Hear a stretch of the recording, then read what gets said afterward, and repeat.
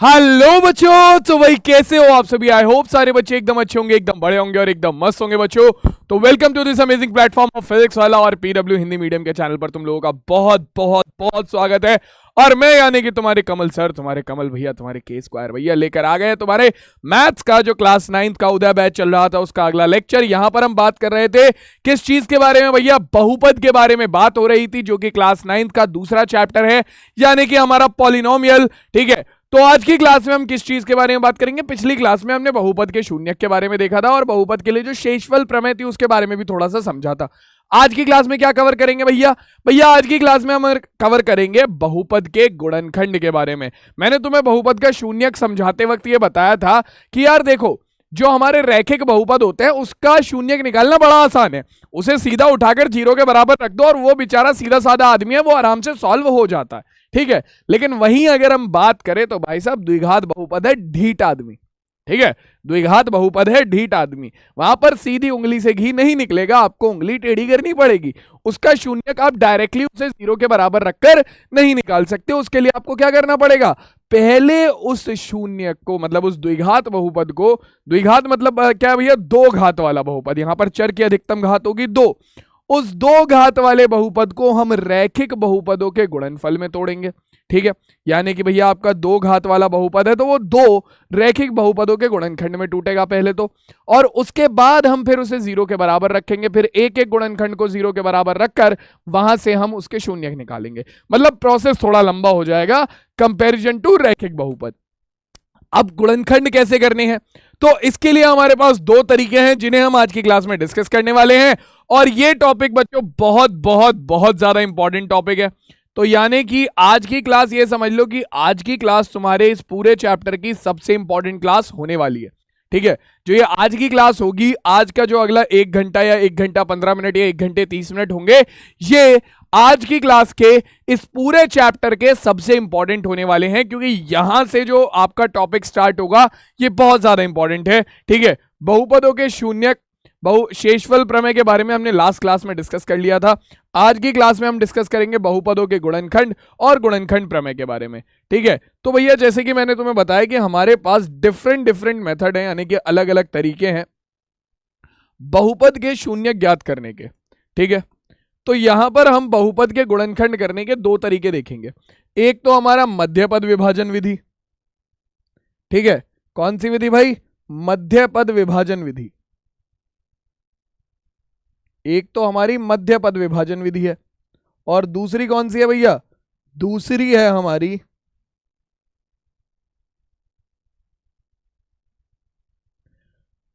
दूसरी कौन सी है भाई? दूसरी है हमारी गुणनखंड प्रमेय की सहायता से हमारा किसी दिए गए बहुपद के गुणनखंड करना। तो दो तरीके हैं, दोनों ही तरीकों को हम समझेंगे। ठीक है, देखो द्विघात बहुपद के लिए जो है, द्विघात बहुपद के लिए मध्यपद विभाजन विधि से गुणनखंड करना सबसे ज्यादा आसान रहता है और सबसे ज्यादा बढ़िया रहता है। ठीक है, वहीं अगर मैं बात करूं त्रिघात बहुपद के गुणनखंड की, तो उसका जो आपका तरीका है वो डायरेक्टली आप उसे गुणनखंड आपका मध्यपद विभाजन से नहीं कर सकते। तो वहां पर आपको पहले गुणनखंड प्रमेय लगानी पड़ती है, उसके बाद आप उसका गुणनखंड करते हो मध्यपद विभाजन से। तो समझेंगे, पूरा प्रोसेस समझेंगे, क्या है क्या नहीं है, सारी चीजों को अच्छे समझेंगे। बस तुम लोग अपना पेपर पेन कॉपी भैया लेकर तैयार हो जाओ, ताकि जो जो चीजें मैं तुम्हें समझाता जाऊं वो चीजें तुम लोग नोट करते जाओ और सारी चीजें तुम्हारे लिए क्लियर हो जाए। तो शुरुआत करते हैं बच्चों हम हमारे सीधा पहले टॉपिक के साथ कि बहुपद के गुणनखंड क्या होते हैं। तो देखो गुणनखंड क्या होता है, सबसे पहले ये क्लियर कर लेते हैं। क्लास 7th क्लास 8th में हमने गुणनखंड के बारे में जानना शुरू किया था कि यार गुणनखंड क्या है। तो गुणनखंड की अगर मैं बात करूं तो कोई भी ऐसी संख्या, ठीक है, मान लो किसी एक संख्या के लिए मैंने लिया, संख्या हो गई 6। ठीक है, और मैं बात कर रहा हूं अब किस चीज के बारे में? मैं बात कर रहा हूं 6 के बारे में, कि भैया जो 6 है इसके गुणनखंड क्या होंगे, है ना। तो तुम बोलोगे सर 6 के गुणनखंड की अगर मैं बात करूं तो देखो गुणनखंड क्या होंगे, यहां पर हम बात कर रहे हैं किसकी? 6 की। तो 6 के लिए अगर मैं बात करने जाऊं तो ऐसी संख्याएं जो 6 को पूर्णतः विभाजित कर दें, जो 6 को पूर्णतः विभाजित कर दें, वो तुम्हारा क्या होती है? वो तुम्हारा क्या होती है भैया? इसके गुणनखंड होते हैं। फॉर एग्जाम्पल जैसे कि तुम 6 को लिख सकते हो 1 गुणा 6। ठीक है, तुम 6 को लिख सकते हो 2 गुणा 3। तो यहां पर ऐसी संख्याएं जो 6 को पूर्णतः विभाजित कर दे वो कौन कौन सी हैं? एक तो हो गई 1, ठीक है, एक हो गई 6, एक हो गई 2 और एक हो गई 3। ठीक, तो ये जो 1, 2, 3 और 6 हैं ये क्या है? ये 6 के गुणनखंड हैं। ठीक है, या फिर हम इन्हें ऐसे ही बोल सकते हैं कि गुणनखंड क्या होते हैं? ऐसे पद जिसमें आप किसी संख्या को उन पदों के गुणनफल के रूप में लिख सको। जैसे कि तुम 6 को यहां पर 1 और 6 के गुणनफल के रूप में लिख सकते हो, 6 को तुम 2 और 3 के गुणनफल के रूप में लिख सकते हो। तो 1 और 6 और 2 और 3 क्या है? आपके क्या हो गए बच्चों? ये गुणनफल हो जाएंगे, गुणनखंड हो जाएंगे किसके? 6 के। तो भैया सीधा सीधा एक परिभाषा ऐसे समझ लो गुणनखंड की, कि गुणनखंड वो पद है जिसे अगर आप किसी दूसरे पद से भाग दोगे तो वो उस पद को पूर्णतः विभाजित कर देगा। तो बहुपद के केस में क्या होगा? किसी बहुपद के गुणनखंड क्या है? तो ऐसा बहुपद, कोई एक ऐसा बहुपद जो हमारे दिए गए बहुपद px को पूर्णतः विभाजित कर दे, वो उसका गुणनखंड होगा। यानी कि पूर्णतः विभाजित करने का मतलब है कि यहां पर हमारा शेषफल जो है वो क्या हो जाएगा? शेषफल जो है वो 0 हो जाएगा। ठीक है, फॉर एग्जाम्पल मैं यहां पर समझा भी देता हूं तुम लोगों को। जैसे कि मान लो मैंने एक बहुपद लिया px बराबर एक्स स्क्वायर माइनस के 4, तो इसके गुणनखंड क्या होंगे? इसके गुणनखंड क्या होंगे? होंगे कैसे वो मैं तुम्हें आगे समझाऊंगा। ठीक है, अभी तुम ये समझो कि इसके गुणनखंड क्या होंगे। तो इसके गुणनखंड क्या होंगे? इसके गुणनखंड होंगे सीधा x माइनस 2 गुणा x प्लस 2। तो ये हमारा एक कैसा द्विघात बहुपद था जिसे मैंने दो रैखिक बहुपदों के गुणनफल में तोड़ दिया, x माइनस 2 गुणा x प्लस 2। अब अगर तुम देखोगे कि ये जो दोनों बहुपद हैं x माइनस 2 और x प्लस 2, इन दोनों बहुपदों से अगर तुम अपने इस बहुपद x स्क्वायर माइनस 4 को विभाजित करोगे तो ये इससे पूर्णतः विभाजित हो जाएगा। यानी कि ये दोनों ऐसे बहुपद हैं जो कि आपके इस बहुपद px को पूर्णतः विभाजित कर रहे हैं। इसका मतलब ये दोनों क्या हैं? इस px के गुणनखंड है, इस px के गुणनखंड है। अब बच्चों इन गुणनखंडों से ही संबंधित हमारी कुछ परिभाषाएं, कुछ एक प्रमेय है जिसका नाम हमने दिया है क्या? जिसका नाम हमने दिया है गुणनखंड प्रमेय। शेषफल प्रमेय को हमने हमारी पिछली क्लास में पढ़ लिया था। ठीक है, जो कि ये कहती है कि अगर किसी बहुपद को किसी रैखिक बहुपद x माइनस a से विभाजित किया जाता है तो उसका शेषफल क्या होता है? उसका शेषफल होता है pa। ठीक है, ये चीज हमने हमारी पिछली वाली क्लास में रिवाइज करी थी। जिन्होंने नहीं देखी है वो वाली क्लास एक बार देख लेना, वहां पर हमने शेषफल प्रमेय के बारे में काफी अच्छे से बात करी है।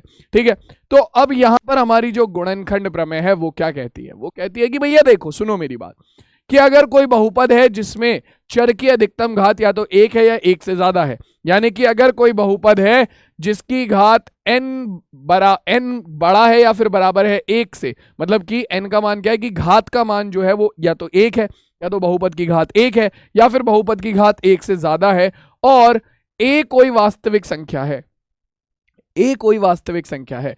तो यहां पर हमारी दो सिचुएशन बनती हैं। सबसे पहली सिचुएशन कि आपका x माइनस a px का एक गुणनखंड होता है यदि pa बराबर हो 0 के। तो मतलब कि अगर तुम मान लो तुमने एक बहुपद लिया px बराबर एक्स स्क्वायर माइनस 4, ठीक है, एक्स स्क्वायर माइनस 4, ठीक है, और मैंने यहां पर तुमसे बोला जरा एक बार चेक करो x बराबर 2 पर क्या मान आ रहा है। तो तुमने रखा कि p 2 बराबर आ गया आपका 2 स्क्वायर माइनस 4 के, यानी कि 2 का स्क्वायर करेंगे तो 4 आ जाएगा, 4 माइनस 4 बराबर आ गया 0 के। तो अगर आपका पहली वाली स्टेटमेंट है उसके अनुसार क्या लिखा हुआ है कि x माइनस a px का एक गुणनखंड होता है यदि आपका pa का मान क्या हो जाए? 0 के बराबर हो जाए। तो भैया देखो यहां पर p2 का मान जो है, यहां पर p2 का मान जो है वो 0 आ गया, p2 का मान 0 आ गया। तो इसका मतलब क्या है? आपका x माइनस 2 जो है वो गुणनखंड हो जाएगा किसका? आपका px का। तो x माइनस 2 px का एक गुणनखंड होगा। समझ में आया? ये सबसे पहला स्टेटमेंट है कि भैया अगर आपने किसी बहुपद को किसी चर पर 0 सिद्ध कर दिया, ठीक है, किसी चर पर 0 सिद्ध कर दिया, तो इसका मतलब सिंपल सा क्या है? इसका मतलब सिंपल सा मेरे लाल ये है कि भैया वो जो बहुपद है वो क्या हो जाएगा? वो बहुपद का x माइनस वो संख्या जो कि आपका उस बहुपद को जीरो कर रही है, x माइनस वो संख्या जो कि उस बहुपद को जीरो कर रही है, वो क्या हो जाएगा, वो उस दिए गए बहुपद का गुणनखंड हो जाएगा। ठीक है, इसके अलावा आगे देखो, आगे क्या कह रहा है, यदि pa का मान जीरो होगा, pa का मान जीरो होगा अगर x माइनस ए px का एक गुणनखंड हो। तो ये भी बहुत सिंपल चीज है कि भैया आपका जो pa है उसका मान डायरेक्टली आप जीरो बोल सकते हो अगर आपको कोई ये बोल दे कि x माइनस ए दिए गए बहुपद का क्या है, दिए गए बहुपद का एक गुणनखंड है। फॉर एग्जाम्पल अगर तुमसे डायरेक्टली कोई ये बोल दे कि भैया देखो px बराबर है एक्स स्क्वायर माइनस 9, ठीक है, और तुमसे अगर कहीं डायरेक्टली ये बोला जाए कि x माइनस 3 जो है वो इसका एक गुणनखंड है, px का गुणनखंड है, तो तुम सीधा सीधा यहां से क्या लिख सकते हो, तुम डायरेक्टली यहां से लिख सकते हो कि भैया आपका p3 जो है वो बराबर होगा 0 के। तुम कहोगे सर ये 3 कहां से आया, ये 3 ऐसे आया जो ये तुम्हारा x माइनस ए था, इस x माइनस ए को इज इक्वल्स टू रख दो 0 के, तो x की वैल्यू आ गई 3। तो यानी कि x3 डायरेक्टली इक्वल हो जाएगा 0 के। अगर तुमसे यहीं पर कह देता कि x प्लस 3 जो है, अगर तुमसे यहीं पर बोल देता कि x प्लस 3 जो है वो 0 के क्या है, x प्लस 3 जो है वो इस px का एक गुणनखंड है, तो उस केस में तुम क्या करते, उस केस में तुम इस x प्लस 3 को 0 रखते और यहां से x की वैल्यू निकल कर आती -3। तो यानी कि तुम्हारा डायरेक्टली तुम बोल सकते थे कि भैया p माइनस 3 भी बराबर होगा 0 के। ठीक है, तो भैया सीधी सी बात यह है, डायरेक्ट कहीं परेशान होने की जरूरत नहीं है, डायरेक्टली इस पॉइंट को समझ लो कि अगर तुम्हारा x माइनस ए किसी बहुपद का गुणनखंड है तो उस x माइनस ए से जो x की वैल्यू निकलेगी उस पर तुम्हारा दिया गया बहुपद का जो मान होगा वो जीरो होगा। ठीक है, सीधी सी बात यहां पर आती है। दूसरा तुम्हें क्या बोला गया है कि भैया देखो आपका अगर pa का मान 0 हो जाता है, जो pa है उसका मान 0 हो जाता है, तो आपका जो बहुपद है px उसका एक गुणनखंड होगा x माइनस ए। तो इस वाले स्टेटमेंट का इस्तेमाल होता है बच्चों बहुपद के गुणनखंड निकालने के लिए जब भी हम गुणनखंड प्रमेय का इस्तेमाल करते हैं। तो अब देखो यही है केवल गुणनखंड प्रमेय में। ठीक है, गुणनखंड प्रमेय में केवल इतना ही है जो मैंने तुम्हें करा दिया। अब हमें बस इस पर आधारित सवाल करने हैं। ठीक है, मध्यपद विभाजन विधि को समझना है। ठीक है, और गुणनखंड प्रमेय से कैसे हम किसी बहुपद के गुणनखंड करते हैं और फिर शून्यक निकालते हैं ये समझना है। ठीक है, आ जाओ भाई एक एक करके सीधा प्रश्न पर चलते हैं। जैसे कि हमसे पहले सबसे पहले ये पूछ रहा है कि जांच कीजिए कि क्या x प्लस 2 बहुपद इतने और इतने का एक गुणनखंड है या नहीं। तो भैया तुमसे क्या बोला गया था कि x माइनस ए, ध्यान से याद करो कि x माइनस ए px का एक गुणनखंड होगा अगर और केवल अगर आपका क्या हो pa बराबर हो जाए 0 के।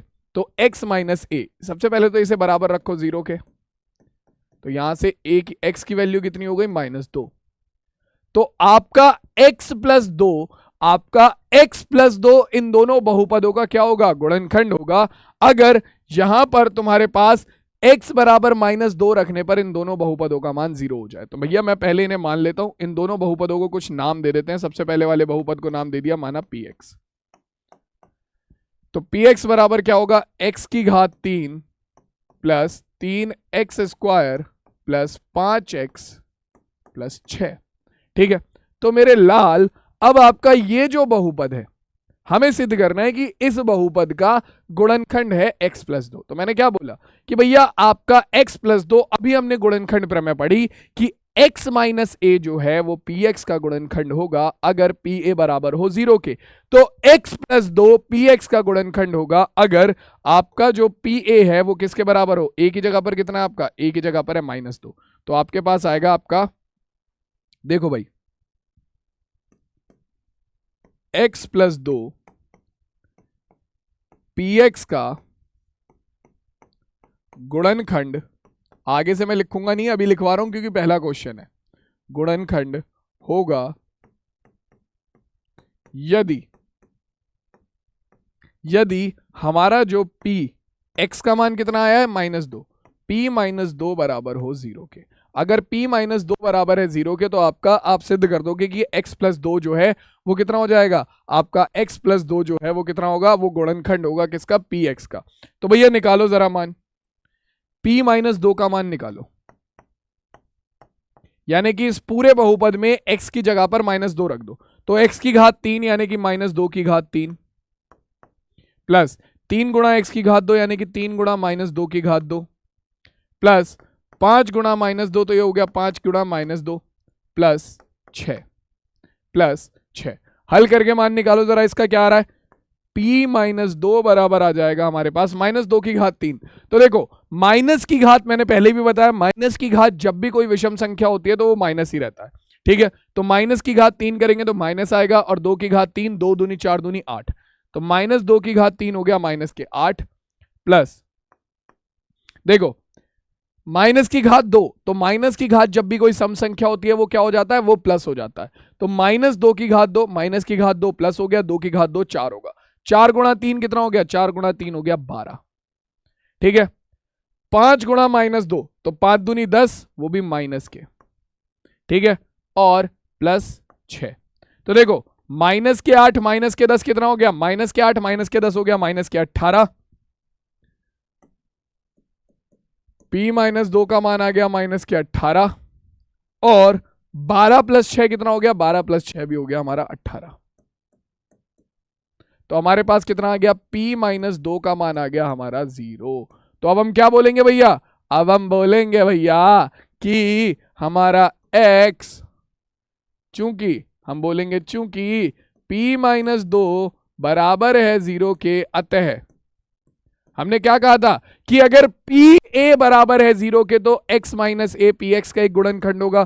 तो p माइनस 2 बराबर है 0 के, अतः x माइनस माइनस के 2, क्योंकि a की जगह पर कितना है, माइनस के 2, तो x माइनस माइनस के 2, या फिर हम इसे बोलेंगे कितना, ब्रैकेट खोलेंगे तो माइनस माइनस प्लस हो गया, x प्लस 2 क्या होगा, px का गुणनखंड, px का गुणनखंड होगा। और ये हो गया हमारा आधा सवाल सॉल्व, ठीक है। ठीक, अब ये सेम चीज करने को बोल रहा है, हमने सिद्ध कर दिया कि भैया आपका जो x प्लस 2 है वो px का एक गुणनखंड है, ठीक है। इस वाले बहुपद को क्या मान लो, इस वाले बहुपद को मान लो gx, एक 2x प्लस 4, ये हमसे कह रहा है कि चेक करो कि x प्लस 2 जो है वो 2x प्लस 4 का एक गुणनखंड है या नहीं है। तो इस वाले बहुपद को क्या मान लो, इसे मान लो gx, तो gx बराबर हो जाएगा कितना, 2x प्लस 4। अगर gx बराबर 2x प्लस 4 हो गया तो अगर x का मान कितना आएगा, इस बहुपद से x का मान निकल कर आएगा माइनस के 2। तो अगर तुम्हारा g माइनस 2, अगर तुम्हारा g माइनस 2 का मान आ जाता है 0 तो तुम कहोगे कि आपका x माइनस माइनस के 2 gx का भी एक गुणनखंड होगा। तो भैया जरा चेक करो, अब ये चीज तुम लोग खुद से करोगे, तुम्हारी प्रैक्टिस के लिए मैं दे रहा हूं, ठीक है, ये लोग तुम खुद से करोगे। हम चलते हैं सीधा अगले सवाल पर। आगे देखो क्या कह रहा है सवाल, आगे सवाल कह रहा है कि x माइनस 1 जो है वो 4x की घात 3 प्लस 3x की घात 2 माइनस 4x प्लस k का एक गुणनखंड है, तो k का मान ज्ञात करो। सिंपल सवाल, साधारण सवाल, आसान सा, इजी सा, बच्चों वाला सवाल, ध्यान से सुनेंगे क्या कह रहा है। कह रहा है कि यदि x माइनस 1 इस बहुपद का गुणनखंड है, इस बहुपद को एक नाम दे दिया जाए। सबसे पहले तो माना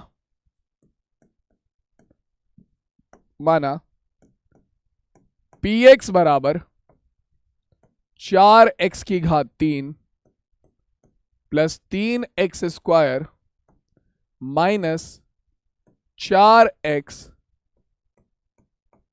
प्लस k, ठीक है। ये सारी चीजें बिल्कुल क्लियर है। तुमसे कह रहा है कि x माइनस 1 इसका एक गुणनखंड है, x माइनस 1 px का गुणनखंड है। अब हमने गुणनखंड प्रमेय में क्या पढ़ा था बच्चों,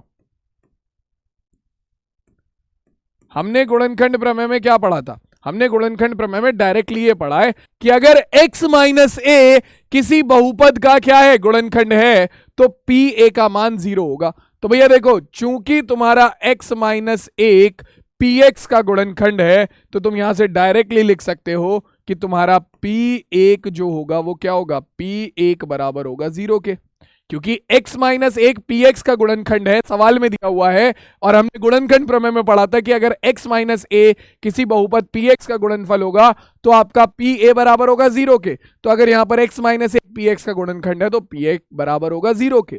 ठीक है, तो भैया पूरे बहुपद में x की जगह पर 1 रख दो और उसे 0 के बराबर रख दो, तो हो जाएगा p1 का मान आ गया 4 गुणा x की घात 3 यानी कि 1 की घात 3 प्लस 3 गुणा x की घात 2 यानी कि 1 की घात 2 माइनस 4 गुणा 1 प्लस k बराबर 0। सॉल्व करेंगे इसे तो 1 की घात 3 1 होगा, 1 की घात कोई भी संख्या हो वो 1 ही होता है, तो 4 एकम 4 प्लस 1 की घात 2 1 होगा तो 3 एकम 3 माइनस 4 एकम 4 प्लस k बराबर 0। तो देखो प्लस 4 से माइनस 4 प्लस 4 माइनस 4 0 हो गया। हमारे पास क्या बचा? हमारे पास बचा केवल और केवल 3 प्लस के बराबर 0। 3 इधर जाकर माइनस हो जाएगा तो के का मान आ गया 0 माइनस 3 यानी कि के का मान आ गया हमारा माइनस के 3। ये लो भाई क्वेश्चन सॉल्व। किसी को कोई दिक्कत है इस क्वेश्चन में? बताओ भाई, किसी भी बालक को यहां तक कोई दिक्कत है? क्लियर है? बिल्कुल समझ में आ गया। तो दो क्वेश्चन जो कि तुम्हारा बहुपद के गुणनखंड प्रमेय के लिए जो दो स्टेटमेंट है दोनों को क्लियर करते हैं।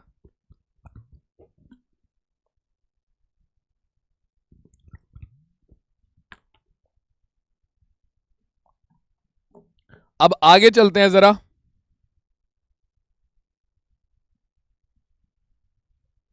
और देखते हैं किस चीज को। अब देखते हैं भैया हमारा एक एक करके। देखो भाई, बहुपद के गुणनखंड करने की हम 2-3 विधियों का इस्तेमाल करते हैं। ठीक है, बहुपद के गुणनखंड करने के लिए जैसे कि मैंने तुम्हें बताया कि जो द्विघात बहुपद होते हैं या त्रिघात बहुपद होते हैं उनके आप डायरेक्टली शून्यक नहीं निकाल सकते। ठीक है, द्विघात बहुपद के आप डायरेक्टली शून्यक नहीं निकाल सकते। जैसे कोई द्विघात बहुपद है ax square plus B X plus C, ठीक है, इसके आप डायरेक्ट शून्यक नहीं निकाल सकते। एक रैखिक बहुपद के शून्यक निकालना बड़ा आसान है। ठीक है, तुम उसे डायरेक्टली 0 के बराबर रख देते हो और वहां से तुम्हारा किसका चर का मान निकल कर आ जाता है और तुम्हें बहुपद के शून्यक मिल जाते हैं। लेकिन द्विघात बहुपद में तुम ये वाला काम नहीं कर सकते। द्विघात बहुपद के शून्यक निकालने के लिए तुम्हें क्या करना पड़ेगा? द्विघात बहुपद के शून्यक निकालने के लिए पहले तुम्हें उसे भैया रैखिक बहुपदों के गुणनफल में तोड़ना पड़ेगा।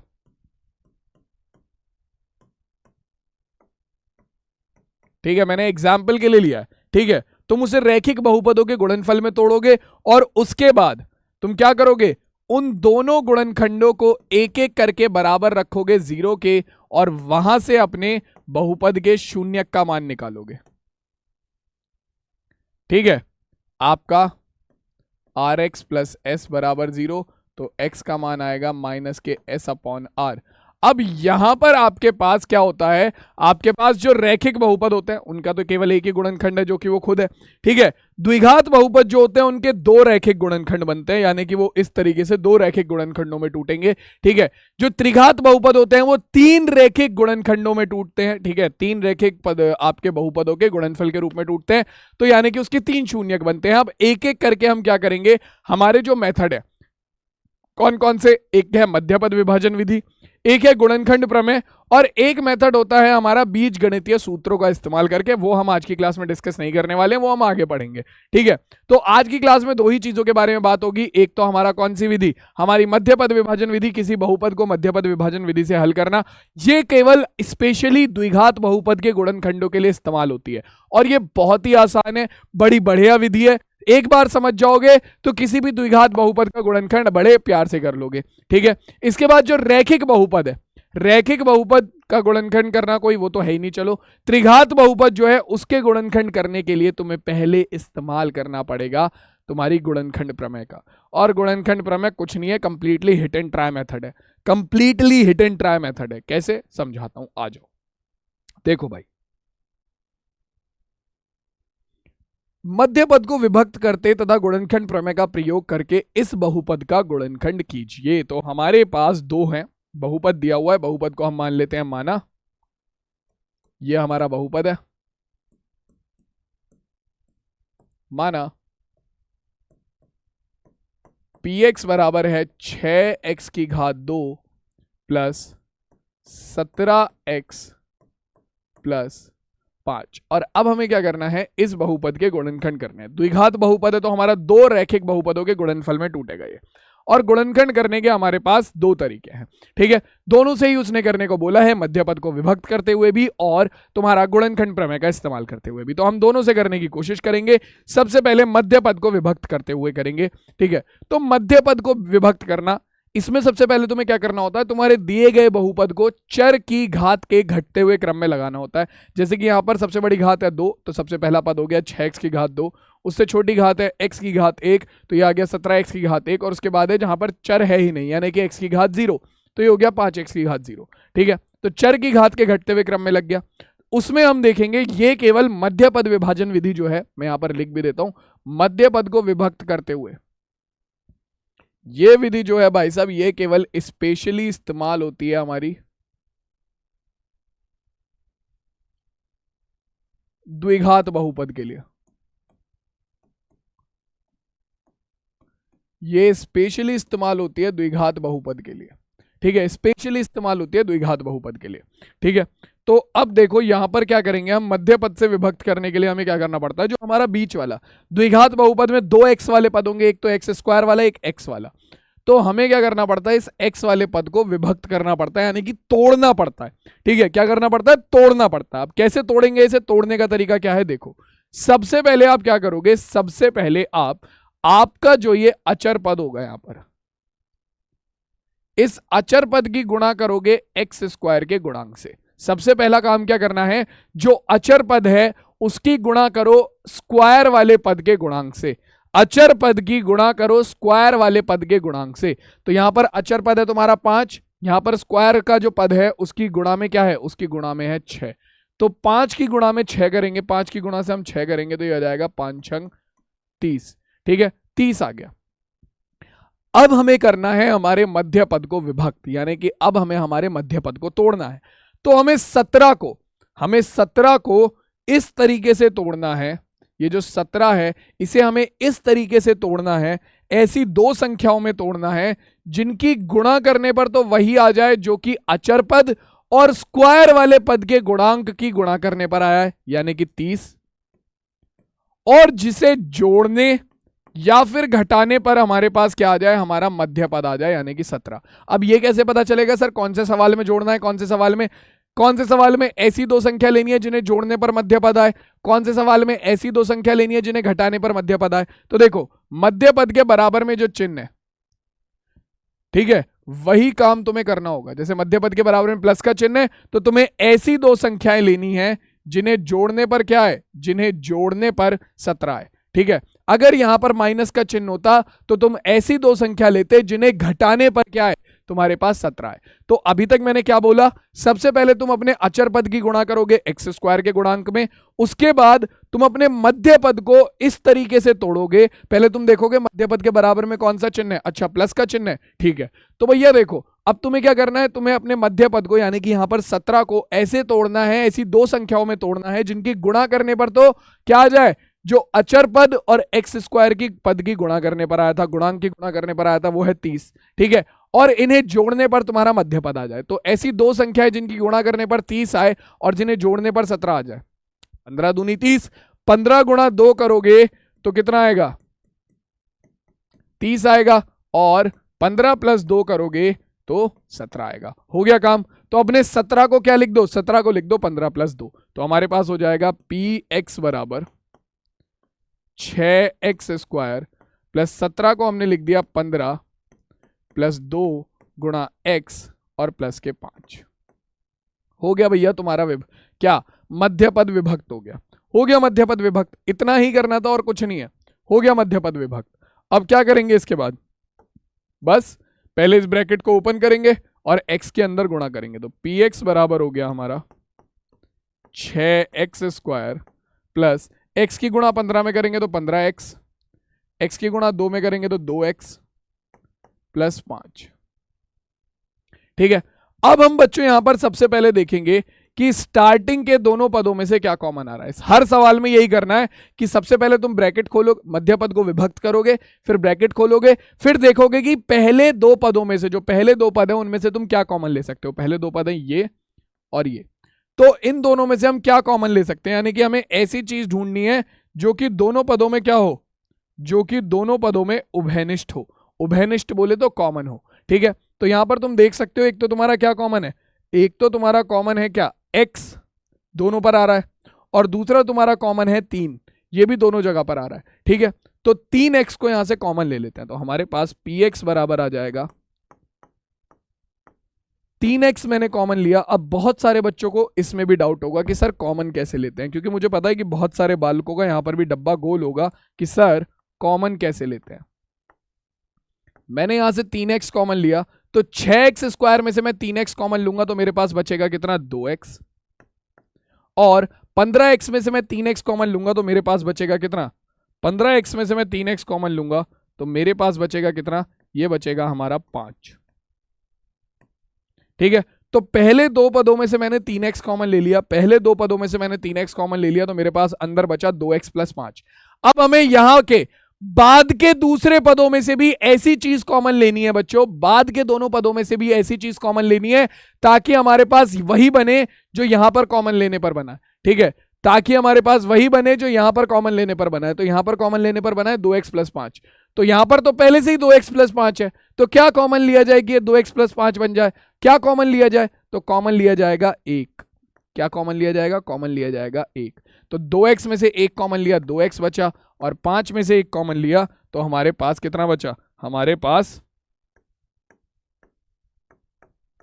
5 बचा, ठीक है। अब बहुत सारे बालकों को जो डाउट है कि सर कॉमन कैसे लेते हैं, वो भी हाथों हाथ क्लियर किए देता हूं, सुन लो अब ध्यान से। देखो मैं बता रहा हूं कॉमन कैसे लेते हैं।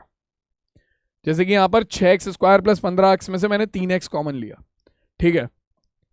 6x स्क्वायर प्लस 15x में से मैंने कितना कॉमन लिया, मैंने कॉमन लिया 3x। तो बेटा देखो, कॉमन लेने का मतलब होता है जिन दो पदों में से तुम कॉमन ले रहे हो, जिन दो पदों में से तुम कॉमन ले रहे हो, ठीक है, उन दोनों ही पदों को अपना, जिस चीज को तुम कॉमन ले रहे हो उससे भाग कर दो, ठीक है। तुमने अगर इन दोनों पदों में से 3x को कॉमन लिया है तो दोनों पदों को 3x से भाग कर दो। तो देखो x स्क्वायर से x की एक घात कट गई, ठीक है, 3 से काटेंगे 3 दूनी 6, तो हमारे पास आ गया 3x ब्रैकेट के अंदर, ये बचा देखो 3 दूनी 6 और x की एक घात, यहां से काटेंगे 3 पंजे 15 प्लस 5 और x से x कट गया, तो हमारे पास केवल ये बचा। तो जब तुमने 6x स्क्वायर प्लस 15x में से, जब तुमने 6x स्क्वायर प्लस 15x में से 3x कॉमन लिया तो 2x प्लस 5 कहां से आया, 2x प्लस 5 यहां से आया। ये वाला जो स्टेप है बच्चों, ये वाला स्टेप हम कॉपी में करके नहीं दिखाते, ये हम अपने दिमाग में रखते हैं, ठीक है। तुम्हें समझाने के लिए मैंने यहां पर ये कर दिया है। जैसे कि तुमने क्या किया था, तुमने 2x प्लस 5 में से 1 कॉमन लिया था, 2x प्लस 5 में से तुमने क्या कॉमन लिया था, तुमने 1 कॉमन लिया था, तो इसका मतलब है तुमने 2x को भी 1 से भाग दिया, 5 को भी 1 से भाग दिया। तो भैया 1 से भाग देने का तो कोई मतलब ही नहीं है, तुमने 2x को 1 से भाग दिया तो वो 2x आ गया, 5 को 1 से भाग दिया तो वो 5 आ गया, ठीक है। तो हमने देखो भाई, दोबारा से पूरा प्रोसेस एक बार एक्सप्लेन कर देता हूं। सबसे पहले अपना अचर पद की गुणा करो x स्क्वायर के गुणांक से, जो भी गुणनफल आएगा तुम्हें अपने मध्य पद को ऐसी दो संख्याओं में तोड़ना है कि गुणा करने पर तो वही गुणनफल आए जो कि अचर पद और x स्क्वायर के गुणांक के गुणा करने पर आया, ठीक है, और जोड़ने पर तुम्हारा मध्य पद आ जाए, ठीक। तुमने जैसे ही वो दोनों संख्या मिली अपने मध्य पद को तोड़ दिया उसमें, ठीक है, ब्रैकेट ओपन किया, गुणा करने पर x के अंदर गुणा करी। तो सबसे पहला काम जो करोगे ब्रैकेट खोलने के बाद वो क्या होगा, पहले दो पद में देखोगे कि क्या कॉमन लिया जा सकता है, पहले दो पद में से क्या कॉमन लिया जा सकता है। जो भी चीज कॉमन ली जा सकती है उसे कॉमन लोगे, जैसे कि यहां से 3x कॉमन लिया था, ठीक है। कॉमन लेने के बाद जो भी बनेगा, जैसे कि यहां पर 2x प्लस 5 बना, अगले दो पदों में से भी हमें ऐसी चीज कॉमन लेनी है ताकि कॉमन लेने पर सेम ही चीज बने, ताकि कॉमन लेने पर सेम ही चीज बने। जैसे कि अब यहां पर दोनों जगह पर 2x प्लस 5 बन गया है, तो अब हम क्या करेंगे, जब दोनों जगह पर 2x प्लस 5 बन गए तो इन दोनों में से हम 2x प्लस 5 को कॉमन ले लेंगे। तो भैया दोनों में से 2x प्लस 5 को कॉमन लेंगे, तो इसका मतलब क्या है कि इन दोनों पदों को 2x प्लस 5 से भाग दे दो। तो तुम्हारे पास यहां से 2x प्लस 5 कॉमन लिया तो कितना आया, यहां से 2x प्लस 5 कॉमन लिया तो ये आ गया 3x, ठीक है। और यहां से 2x प्लस 5 कॉमन लिया तो बचा 1। तो तुम्हारा जो एक द्विघात बहुपद था, तुम्हारा जो एक द्विघात बहुपद था वो दो रैखिक बहुपदों के गुणनफल में टूट चुका है। देख लो भाई, तुम्हारा जो एक द्विघात बहुपद था वो दो रैखिक बहुपदों के गुणनफलों में टूट चुका है। और ये हो गया बच्चों तुम्हारा मध्य पद विभाजन विधि से, तुम्हारा मध्य पद विभक्त करने वाली विधि से तुम्हारे दिए गए द्विघात बहुपद का गुणनफल, ठीक है, या गुणनखंड। अब इसके शून्यक निकालने हो तो कैसे निकालोगे? अपना इस बहुपद को उठाकर 0 के बराबर रख दो।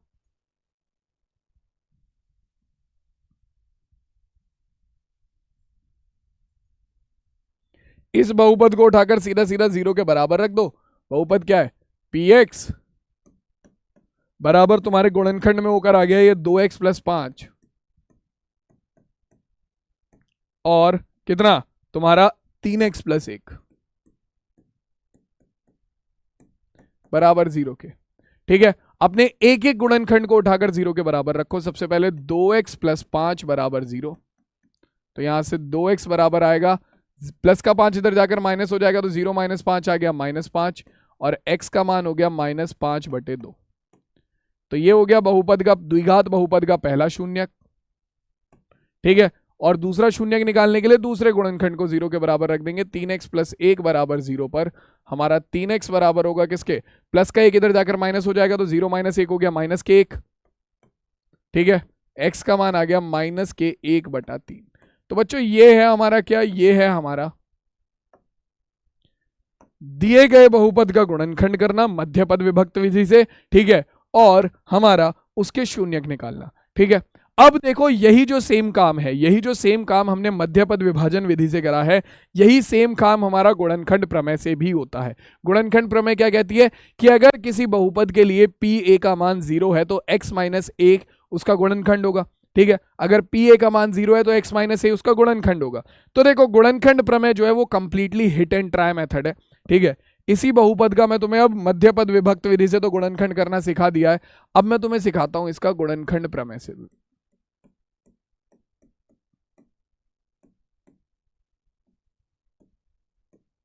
कि भैया गुणनखंड प्रमेय से कैसे गुणनखंड करते हैं। तो हमें बहुपद दिया हुआ है px बराबर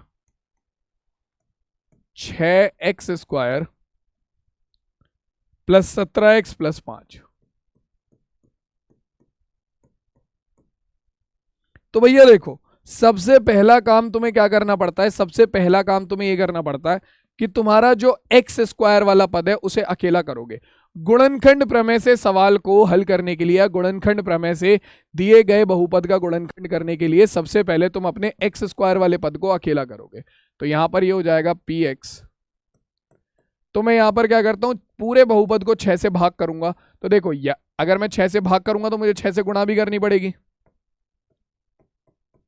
प्लस 17x प्लस 5। तो पूरे बहुपद को 6 से भाग करेंगे तो यहां पर क्या आएगा? ये हो जाएगा हमारा 6 से 6 कट जाएगा, 6 से 6 कट जाएगा, बता देता हूं मैं। ये हो जाएगा 6x स्क्वायर बटे में 6 प्लस 17x बटे में 6 प्लस 5 बटे में 6।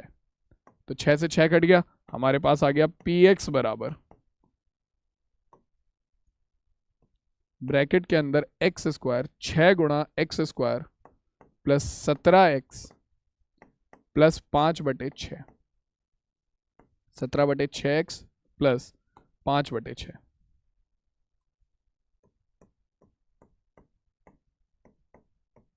है ना? तो देखो भाई यहां पर क्या होगा, अगर तुम इस 6 की वापस से अंदर गुणा कर दोगे तो यही वाला बहुपद तुम्हारे पास बनकर आ जाएगा, कोई घबराने वाली बात नहीं है। अब बाल को देखो, अब यहां पर तुम्हें करना क्या है? अब यहां पर तुम्हें करना क्या है? असली खेल यहां से शुरू होगा।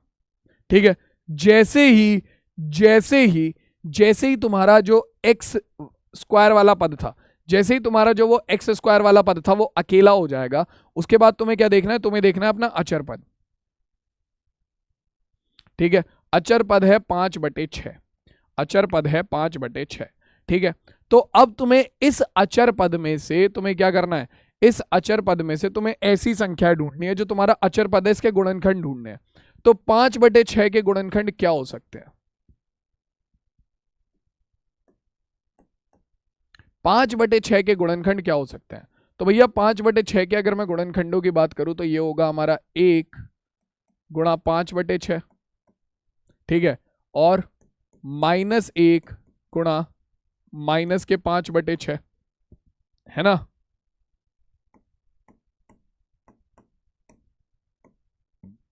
और क्या होगा, और क्या हो सकता है, और हो सकता है तुम्हारा कितना, 5/6 हमारा गुणनखंड हो सकता है किसका, तुम्हारा 1/3 गुणा 5/2, ठीक है, और 5/6 गुणनफल हो सकता है हमारा -1/3 और -5/2, और क्या हो सकता है भाई, 5/6 के गुणनखंड हो सकते हैं -1/2 -5/3, और हमारा 5/6 के गुणनखंड हो सकते हैं हमारा 1/2 और 5/3। तो इस तरीके से ये हमारे 5/6 के गुणनखंड हो सकते हैं। ये केवल मैंने तुम्हें यहाँ पर लिखकर दिखाया है, तुम्हें एग्जाम में लिखने की जरूरत नहीं है। तुम लोगों को दिमाग में लाने के लिए मैंने समझाया कि भैया 5/6 के ये अलग अलग गुणनखंड हमारे हो सकते हैं, ठीक है। अब यही काम हमें करना है हर सवाल में। सबसे पहले आपको अपने दिए गए द्विघात बहुपद का सबसे पहले क्या करना है, x² वाले पद को अकेला करना है। उसके बाद जो तुम्हारा अचर पद है उसके गुणनखंड देखने हैं। तो यहां पर तुम्हारे ये सारे गुणनखंड होंगे, ठीक है। तो तुम लिखोगे क्या, तुम लिखोगे कि भैया देखो आपका 1 +-1 +-5/6 +-1/3 +-1 कितना 5/2 +-1/2 और +-5/3 तुम्हारे क्या है, तुम्हारे 5/6 के गुणनखंड है। और हो गया तुम्हारा काम।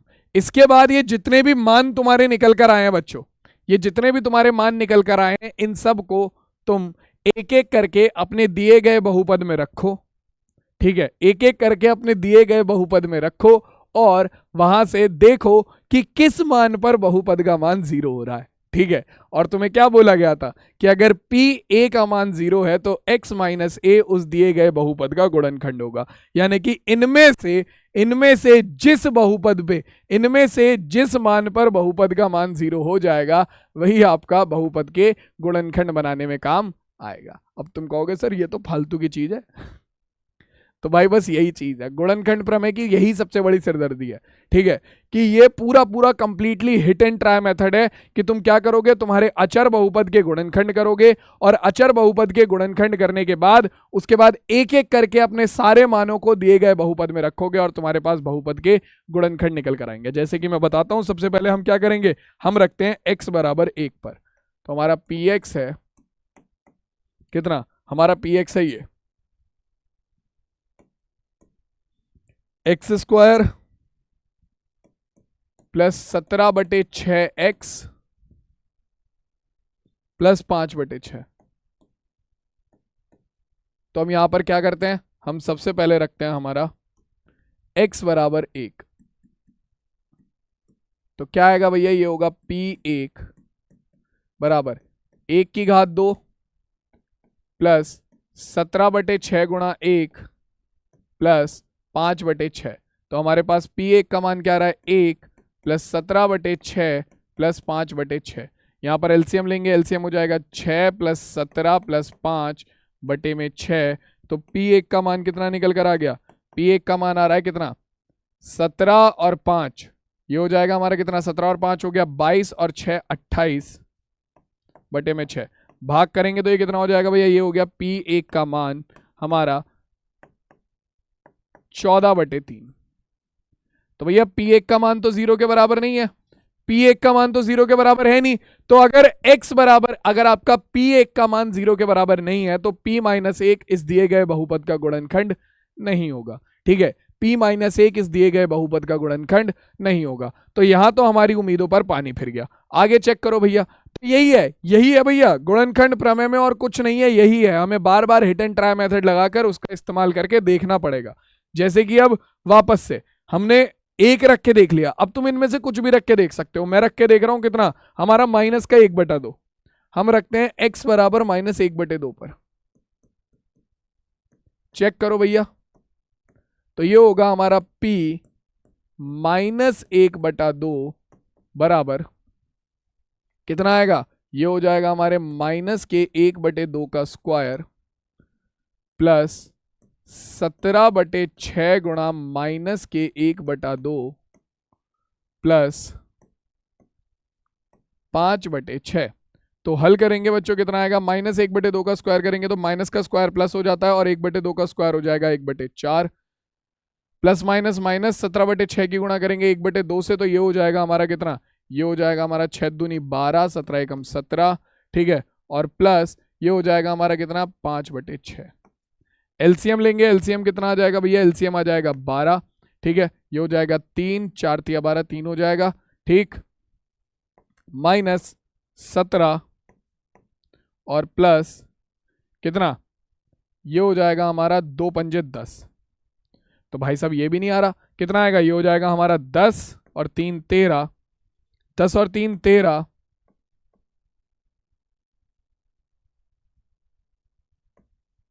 13 माइनस 17 बटे में 12, तो हमारे पास आएगा ये भी कितना, -4/2, सॉरी -4/12, यानी कि माइनस के कितने 1/3 निकल कर आ रहा है। तो ये भी 0 के बराबर नहीं आ रहा, ये भी 0 के बराबर नहीं आ रहा। तो इसका मतलब क्या है बच्चों, कि ये यहां से भी हमें बहुपद का गुणनखंड नहीं मिलेगा। तो और क्या किया जाए भाई, अब यहां से भी बहुपद का गुणनखंड नहीं मिला, और क्या किया जाए, और देखो और भी हमारे पास मान है, और भी अलग अलग हमारे पास मान है, और अलग अलग मान रखेंगे और अलग अलग चीजें निकाल कर देखेंगे भैया। तो अब हम क्या करते हैं, हम रख लेते हैं हमारा एक मान -5/2 पर चेक करते हैं, एक मान -5/2 पर चेक करते हैं। तो चेक करो जरा, आ जाओ, इन दोनों पर तो नहीं निकला। मैंने क्या बोला था, completely hit and trial method है। x का मान देखो -5/2 रखो, ठीक है, तो हमारे पास कितना आएगा, ये हो जाएगा p -5/2 बराबर किसके होगा भैया, ये होगा हमारा x स्क्वायर यानी कि -5/2 का स्क्वायर प्लस 17/6x यानी कि 17/6 गुणा -5/2 प्लस 5/6, ठीक है, तो ये हो जाएगा माइनस का स्क्वायर करेंगे प्लस 25/4 प्लस माइनस माइनस, ठीक है, 5 7 35 का 5 हासिल हो गया 3, 5 6 कम 5 और 3 8, 85/6 दूनी 12, वो भी माइनस के, ठीक है, प्लस 5/6। एलसीएम लेंगे, एलसीएम वही आएगा 12, और ऊपर हमारे पास आ जाएगा कितना, 4 तिया 12, 25 तिया 75, -85, ठीक है, और 10, तो 10 और 75 हो गया कितना, 85, -85 बटे में 12, तो 85 -85 कितना आ गया, 0 बटे में 12, यानी कि P -5/2 का मान आ गया 0। P -5/2 का मान कितना आ गया, P -5/2 का मान आ गया 0। तो हम यहां से क्या बोलेंगे, हम बोलेंगे चूंकि P -5/2, P -5/2 क्या है, बराबर है 0 के, अतः हमारा क्या होगा, x माइनस के 5/2, यही तो बोला जाता है भाई, यही तो बोला जाता है कि आपका अगर p a का मान 0 है, गुणनखंड प्रमेय में क्या बोला था कि अगर p a का मान 0 है तो x माइनस a उस बहुपद का गुणनखंड होगा। तो अगर p -5/2 का मान 0 है तो x -5/2 क्या होगा, आपके x square plus 17/6x plus 5/6 का क्या होगा, का गुणनखंड होगा, गुणनखंड होगा।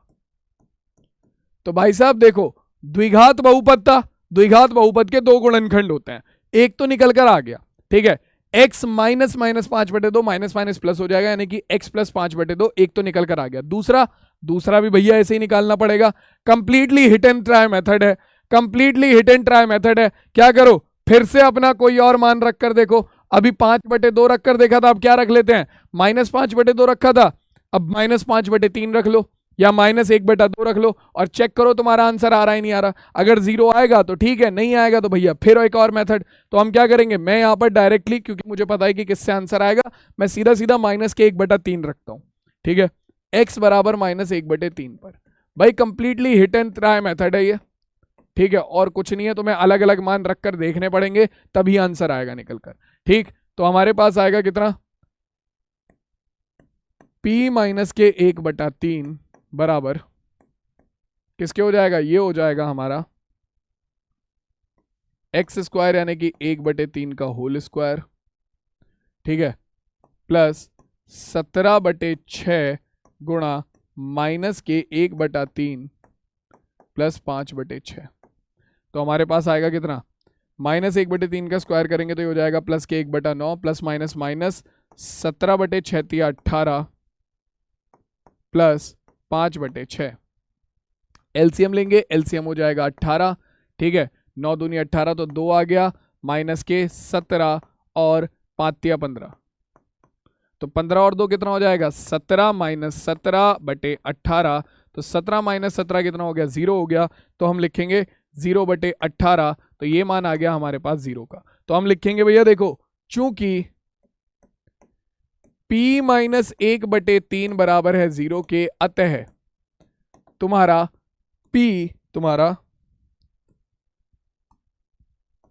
x -1/3 क्या होगा आपका x² प्लस 17/6x प्लस 5/6 का एक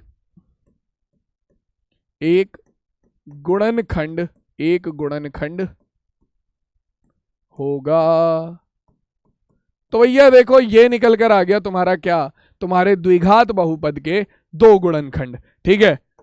तो तुम्हारा द्विघात बहुपद क्या था, px बराबर था 6 गुणा, तुमने क्या करा भैया देखो, तुमने इस वाले बहुपद के दो गुणनखंड निकाले हैं, तुमने इस वाले बहुपद के दो गुणनखंड निकाले, ना कि इसके निकाले अभी। तो ये होगा px बराबर 6 गुणा, और इसके जो दो गुणनखंड है उनके गुणनफल के रूप में लिख दो। पहला गुणनखंड कौन सा था, पहला गुणनखंड था हमारा x -5/2 यानी कि x प्लस 5/2, और दूसरा है हमारा x -1/3 यानी कि x प्लस 1/3। तो ये हो जाएगा 6 गुणा x प्लस 5/2 गुणा x प्लस 1/3, ठीक है। यहां पर मान रखकर इसे क्या कर लो, इसका एलसीएम लो, तो ये हो जाएगा 6 गुणा 2x प्लस 5/2 गुणा 3x प्लस 1/3। इसे हल करेंगे तो 2 एकम 2, 2 तिया 6, 3 एकम 3, 3 एकम 3। तो हमारे पास px बराबर क्या आ गया, हल करने के बाद ये आ गया 2x प्लस 5 गुणा 3x प्लस 1। तो मेरे लाल, अब तुम यहां से देख सकते हो कि तुम्हारा जो गुणनखंड है वो तुम चाहे तो मध्यपद विभाजन से करो, और चाहे तुम्हारा किससे, गुणनखंड प्रमेय की सहायता से करो, आंसर दोनों से सेम ही आने वाला है, आंसर में कोई फर्क नहीं आएगा। बट ये है कि भैया देखो, गुणनखंड प्रमेय जो है वो कंप्लीटली एक हिट एंड ट्राई मेथड है, ठीक है। उसमें बस तुम क्या करोगे, अपना सबसे पहले x² के गुणांक को अकेला करोगे, उसके बाद x² के गुणांक को अकेला करने के बाद जो तुम्हारा अचर पद है उसके गुणनखंड निकालोगे, उसके गुणनखंडों को एक एक करके बहुपद में रखकर देखोगे, जिस पर मान 0 हो गया, x माइनस वो संख्या तुम्हारा क्या हो जाएगी, उस बहुपद का गुणनखंड हो जाएगी, ठीक है। अब यही चीज तुम्हें बार बार करते रहना है जब तक तुम्हें दिए गए बहुपद के सारे गुणनखंड ना मिल जाए। क्लियर हो गई बात।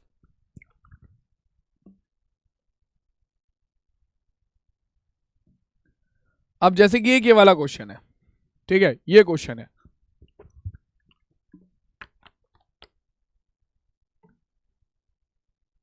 इस क्वेश्चन को मैं दोनों तरीके से करा रहा हूं तुम्हें, ताकि तुम्हारी प्रैक्टिस हो जाए हाथों हाथ। सबसे पहले इस क्वेश्चन को मध्यपद विभाजन से करेंगे। तो देखो, बहुपद को हम ले लेते हैं पी वाई बराबर, क्योंकि इस बार पूरा बहुपद वाई पद में, तो ये हो जाएगा पी वाई बराबर Y square minus 5y plus 6। ठीक है, Y square minus 5y plus 6। तो मध्यपद विभाग कैसे करेंगे? मध्यपद विभाजन विधि से सबसे पहले अचर पद की गुणा करेंगे वाई स्क्वायर के गुणांक से। तो यहां पर वाई स्क्वायर के गुणांक में कुछ भी नहीं है, तो क्या सर वाई स्क्वायर की गुणा में 0 है? नहीं, वाई स्क्वायर की गुणा में 0 नहीं है, वाई स्क्वायर की गुणा में है 1। तो 6 की गुणा करेंगे 1 से, तो ये हो गया 6 एकम 6। तो यानी कि अब देखो, मध्यपद के बराबर में कौन सा चिन्ह है? प्लस का। तो यानी कि हमें दो संख्याएं ऐसी चाहिए जिनकी गुणा करने पर तो हमारे पास 6 आ जाए, ठीक है, और जिन्हें जोड़ने पर हमारे पास हमारा मध्य पद आ जाए, यानी कि 5। तो ऐसी दो संख्या जिनकी गुणा करने पर 6 आ जाए और जिन्हें जोड़ने पर 5 आ जाए, कौन सी होंगी? 2 3 6। तो हमारे पास आ गया पी वाई बराबर वाई स्क्वायर माइनस 5 को मैंने लिख लिया कितना? 2 प्लस 3 वाई प्लस 6। ठीक है, पी वाई बराबर वाई स्क्वायर माइनस के और y के अंदर गुणा करेंगे, माइनस की गुणा में 2 करेंगे, माइनस की गुणा 2 से करेंगे तो माइनस के 2, और y की गुणा माइनस 2 में करेंगे तो माइनस के 2y, माइनस की गुणा प्लस 3 में करेंगे तो ये हो जाएगा हमारा माइनस 3, और फिर y की गुणा माइनस 3 में करेंगे तो माइनस के 3y प्लस 6। ब्रैकेट खुलने के बाद सबसे पहला काम, पहले दो पदों में से देखो क्या कॉमन लिया जा सकता है। पहले दो पदों में से y को कॉमन लिया जा सकता है, तो y को कॉमन ले लो। तो पी वाई बराबर हो गया, y कॉमन लेंगे तो अंदर हमारे पास आ गया वाई स्क्वायर में से y कॉमन लिया, y बचा, और माइनस के 2y में से y कॉमन लिया तो हमारे पास माइनस के 2 बचा। अब हमें 3y प्लस 6 में से, माइनस 3y प्लस 6 में से भी हमें ऐसी चीज कॉमन लेनी है कि हमारे पास y माइनस 2 बन जाए। तो अगर तुम यहां से खाली 3 कॉमन लोगे तो क्या बनेगा? खाली 3 कॉमन लोगे तो ये बनेगा माइनस के y प्लस 2। लेकिन हमें क्या चाहिए? हमें प्लस y माइनस 2 चाहिए। यानी कि अगर मैं यहां से खाली 3 कॉमन लेता हूं तो आएगा तो सेम ही, बस साइन उल्टे आएंगे। लेकिन हमें तो बिल्कुल डिट्टो चाहिए, हमें तो साइन भी सेम चाहिए। तो जब हमें साइन को पलटना पड़ता है तो हम क्या करते हैं? माइनस भी कॉमन ले लेते हैं। तो यहां से मैं माइनस, यहां से मैं केवल 3 कॉमन नहीं लूंगा, माइनस के 3 कॉमन लूंगा। माइनस के 3 कॉमन लिया तो माइनस 3y में से माइनस 3 कॉमन लिया तो क्या बचा? केवल y बचा। और 6 में से माइनस 3 कॉमन लिया तो ये हमारा माइनस के 2 बचा।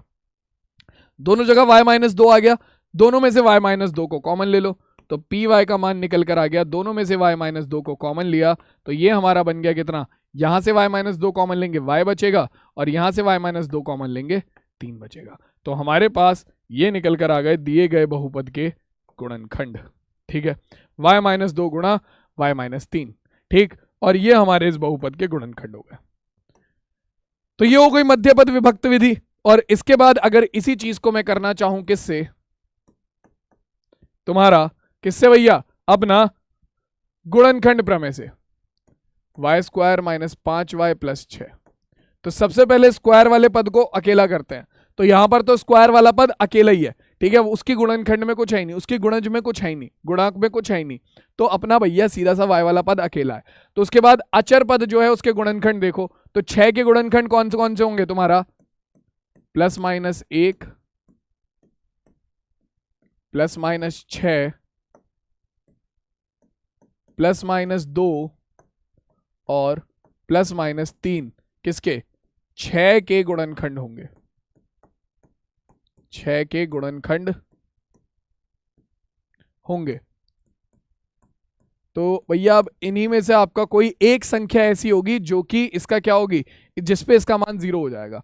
तो सबसे पहले मैं यहां पर रखता हूं y बराबर 1 पर। भैया यही है, हिट एंड ट्राई मेथड है, completely hit and trial method है। y बराबर 1 रखो भाई, y बराबर 1 क्या आएगा? y बराबर 1 रखेंगे तो ये होगा हमारा कितना? p1 बराबर 1 का स्क्वायर माइनस 5 गुणा 1 प्लस 6। तो 1 का स्क्वायर हो गया 1 माइनस 5 एकम 5 प्लस 6, 6 और 1 7 माइनस 5 कितना हो जाएगा? 7 माइनस 5 आ रहा है 2। तो p1 का मान नहीं आ रहा 0, तो यानी कि भैया p1 तो हमारे शून्य का कोई मतलब का है नहीं, ठीक है, गुणनखंड के कोई मतलब का है नहीं। अब मैं क्या करता हूं, मैं y बराबर रख लेता हूं 2। y बराबर 2 पर हमारे पास क्या आएगा? p2 बराबर आएगा 2 का स्क्वायर माइनस 5 गुणा 2 प्लस 6। तो हमारे पास आ गया p2 बराबर 4 माइनस 5 दूनी 10 प्लस 6, तो 6 4 हो गया 10, तो P2 का मान आ गया 10 माइनस 10, तो तुम्हारे पास P2 बराबर आ गया निकलकर 0 के। तो तुम क्या कहोगे, तुम कहोगे कि अगर P2 बराबर है 0 के, अगर P2 बराबर है 0 के, चूंकि P2 बराबर है 0 के, अतः तुम्हारे पास क्या आ जाएगा, x माइनस वो संख्या, तो x माइनस संख्या कौन सी हमारी 2, x माइनस 2 पी वाई का, सॉरी यहां पर x नहीं होगा, यहां पर बहुपद में चर है y, तो ये x नहीं होगा, ये y होगा। हमारा y माइनस 2 क्या होगा, पी वाई का एक गुणनखंड होगा, एक गुणनखंड होगा। तो ये हो गया पहला गुणनखंड। ठीक है, दूसरा गुणनखंड निकालने के लिए मैं क्या करता हूं, और इनमें से ही कोई ना कोई संख्या होगी जिस पर ये 0 बन रहा होगा, तो रखो, कौन सी संख्या रखें हम, इस बार 3 रख लेते हैं, इस बार रख लेते हैं 3, तो अपने पास क्या आएगा, y बराबर 3 पर, तो ये हो जाएगा पी वाई बराबर 3 का स्क्वायर माइनस 5y, यानी कि 5 गुणा 3 प्लस 6, तो 3 का स्क्वायर हो गया 9 माइनस 5 तिया 15 प्लस 6, 9 और 6 कितना हो गया, P3 बराबर हो गया 15 माइनस 15 यानी कि 0। तो अब हमारा भैया चूंकि P3 पर भी क्या आ रहा है, P3 का मान 0 आ रहा है, अतः हमारा x माइनस 3, सॉरी यहां पर भी मैंने गलती से x लिख दिया, y माइनस 3 आएगा, y माइनस 3 पी वाई का एक गुणनखंड होगा। Question complete. ठीक है, क्वेश्चन कंप्लीट। अब इसके अलावा सेम तुम्हारे पास बहुपद क्या बन जाएगा, पी वाई बराबर बन गया एक तो y माइनस 2 गुणा y प्लस 3, ये लो भैया, ये हो गए तुम्हारे दिए गए बहुपद के गुणनखंड। ठीक है, तो इस तरीके से तुम अपने द्विघात बहुपद के आराम से क्या कर सकते हो, द्विघात बहुपद के आराम से बिना किसी दिक्कत के गुणनखंड कर सकते हो। ठीक है, अब ये सवाल अगर तुम्हें दिया है तो इसका सॉल्यूशन निकालो कि k का मान क्या होगा यदि x माइनस 1 बहुपद px बराबर kx square plus x square plus k का एक गुणनखंड हो। 1 2 माइनस 1 या माइनस 2, k का मान क्या होगा बताओ, सिंपल सा क्वेश्चन है, जल्दी से आंसर दो। तो भाई देखो, तुम्हें कह रहा है कि k माइनस 1 इसका एक गुणनखंड है, k माइनस 1 इसका, x माइनस 1 इसका एक गुणनखंड है, तो x माइनस 1 अगर इसका गुणनखंड है तो सीधा सीधा क्या होगा, P1 बराबर होगा 0 के। हमने गुणनखंड प्रमेय में क्या पढ़ा है कि अगर हमारा x माइनस 1 किसी बहुपद का गुणनखंड है तो P1 का मान 0 के बराबर होता है। तो यहां से हमारे पास क्या आ जाएगा, P1 का मान 0 रख दो, तो P1 का मान कितना आएगा, P1 का मान हो जाएगा हमारा x स्क्वायर यानी कि 1 का स्क्वायर प्लस k बराबर 0, 1 का स्क्वायर हो गया 1 प्लस k बराबर 0। बच्चों वाला सवाल था, एक इधर जाकर माइनस हो जाएगा, तो k का मान आ गया 0 माइनस 1 यानी कि k का मान आ गया माइनस k 1। ठीक है, तो चलो भाई, तो यहां से हमारे k का मान आ गया कितना, माइनस 1। सी विकल्प इस प्रश्न का बिल्कुल सही उत्तर होगा, सी विकल्प इस प्रश्न का बिल्कुल सही उत्तर होगा। ठीक है, अब देखो द्विघात बहुपद का गुणनखंड करने का तरीका मैंने तुम्हें बता दिया है। ठीक है, द्विघात बहुपद के गुणनखंड करने का तरीका क्या है, वही कि भैया या तो आप उसे मध्यपद से विभक्त करके उसके गुणनखंड कर लो, या फिर तुम उसका क्या करो, जो सबसे पहले स्क्वायर वाले पद को अकेला करो, उसके बाद हमारा जो अचर पद है उसके गुणनखंड निकालो, उन गुणनखंडों को एक एक करके बहुपद में रखकर देखो, जिस पर वो 0 बन जाएगा, x माइनस वो संख्या तुम्हारा क्या हो जाएगी, उस बहुपद का वो गुणनखंड हो जाएगी। ठीक है, अब सेम चीज तुम त्रिघात बहुपद के लिए भी कर सकते हो, ये चीज तुम लोगों के लिए होमवर्क है। ठीक है, त्रिघात बहुपद का गुणनखंड निकालने का एक तरीका मैं तुम्हें बताऊंगा, वो हम अगली क्लास में डिस्कस करेंगे। अभी तुम्हें क्या करना है, जो तुम्हारा 120 है इसके गुणनखंड कौन कौन से हो सकते हैं, तो सबसे पहले हमें क्या करना होगा, एक्स क्यूब वाली संख्या को अकेला करना पड़ेगा। यहां पर एक्स क्यूब की संख्या पहले से ही अकेली है। 120 के गुणनखंड हो सकते हैं प्लस माइनस 1, ठीक है, प्लस माइनस 120, ठीक है, तुम्हारा प्लस माइनस 2, प्लस माइनस कितना 60, ठीक, प्लस माइनस 3, ठीक, तुम्हारा प्लस माइनस कितना 40, ठीक, और इसी तरीके से बहुत सारे मान होंगे जो कि 120 के गुणनखंड होंगे। ठीक है, तुम्हें क्या करना है, तुम्हें इसके 3, क्योंकि ये त्रिघात बहुपद है तो इसके 3 क्या होंगे, 3 गुणनखंड होंगे। तो हम एक गुणनखंड निकालेंगे, दो गुणनखंड निकालेंगे, तीन गुणनखंड निकालेंगे, जैसे हमने द्विघात बहुपद के निकाले थे। ठीक है, इन्हीं गुणनखंडों में से मान होगा कोई ना कोई ऐसी संख्या होगी जो कि इस बहुपद को जीरो बना रही होगी। ठीक है, जैसे कि अगर मैं यहां पर बात करूं तो x बराबर अगर मैं 1 रखता हूं तो x बराबर 1 पर क्या ये बहुपद जीरो बनता है? तो ये होगा 1 की घात 3 माइनस 23 गुणा 1 की घात 2 प्लस 142 गुणा 1 माइनस 120। तो हमारे पास आएगा 1 की घात 3 1 हो गया, माइनस 23 गुणा 1 की घात 2 23 हो गया, प्लस 142 और कितना माइनस 120। तो ये हो जाएगा 120 और माइनस 120 और माइनस 23 माइनस के 143 और 1 प्लस 142 ये आ गया 143। तो हमारे पास P1 का मान निकल कर आ गया 0। तो यानी कि x माइनस 1 क्या हो जाएगा? x माइनस 1 इस बहुपद का पहला गुणनखंड हो जाएगा। तो पहला गुणनखंड मिल गया। सेम इसी तरीके से इनमें से कोई और संख्या रखो जो कि इस बहुपद को जीरो बना दे, तुम्हें दूसरा गुणनखंड मिल जाएगा। सेम उसी तरीके से तुम इस बहुपद में तीसरी संख्या रखो जो कि उसे जीरो बना दे, तुम्हें क्या मिल जाएगा? तुम्हारा तीसरा गुणनखंड मिल जाएगा। तो ये चीज तुम्हें खुद से घर पे प्रैक्टिस करनी है, तुम्हें तब समझ में आएगा कि क्यों हम गुणनखंड प्रमेय से ही इस पूरे बहुपद का शून्यक, मतलब इस पूरे बहुपद के तीनों गुणनखंड नहीं निकाल सकते। निकाल जरूर सकते हैं लेकिन फालतू में वो बहुत ज्यादा टाइम लेगा। तो ये काम मैं तुम लोगों को दे रहा हूं करने के लिए, तुम लोगों का होमवर्क है, तुम्हें खुद से ट्राई करना है। ठीक है, फिर मैं नेक्स्ट क्लास में सिर्फ एक यही टॉपिक बचा है गुणनखंड प्रमेय का। ठीक है, नेक्स्ट क्लास में मैं तुम्हें समझाऊंगा कि कैसे तुम क्या कर सकते हो, सिर्फ एक गुणनखंड निकालने के बाद बड़े आराम से इस बचे हुए बहुपद के बाकी के दोनों गुणनखंड निकाल सकते हो। नेक्स्ट क्लास में मैं एज इट इज इस स्लाइड को लेकर आऊंगा, बिल्कुल एज इट इज। ठीक है, और इसके आगे हम इस क्वेश्चन को कंटिन्यू करेंगे। तुम लोगों का होमवर्क क्या है कि इस बहुपद के बाकी के दोनों गुणनखंड निकालने हैं इसी तरीके से जैसे मैंने तुम्हें ये बताया। ठीक है, चलो भाई, तो जो आज की क्लास है उसे हम लोग यहीं पर एंड करते हैं। मुझे बड़ा मजा आया आज की क्लास में। मैं तुमसे मिलूंगा सीधा अब तुम्हारी नेक्स्ट क्लास में। तब तक के लिए सही बच्चे अपना ध्यान रखो। टेक केयर, टाटा और बाय बाय बच्चों।